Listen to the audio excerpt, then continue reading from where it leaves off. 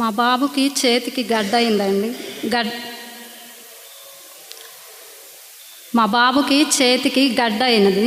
గడ్డ అయినప్పుడు హాస్పిటల్కి వెళ్ళి డాక్టర్కి చూపించినప్పుడు డాక్టర్ గారు అన్నారు స్కానింగ్ చేయాలన్నారు.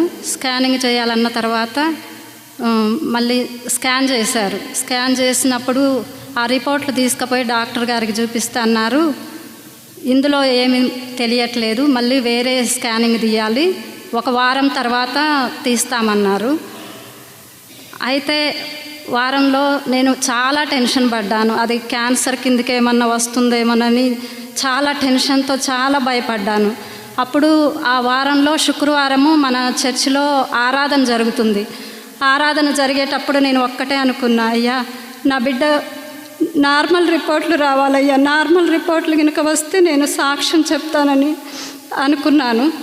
అనుకున్న తర్వాత మళ్ళీ స్కాన్ చేశారు. స్కానింగ్ చేసిన తర్వాత ఆ రిపోర్ట్లు తీసుకెళ్ళి డాక్టర్కి చూపిస్తే ఏమి కాదు, మందులు కూడా వాడనవసరం లేదు, అదే తగ్గిపోద్ది అని చెప్పారు. దేవునికే మహిమ కలుగునుగాక. Praise the lord.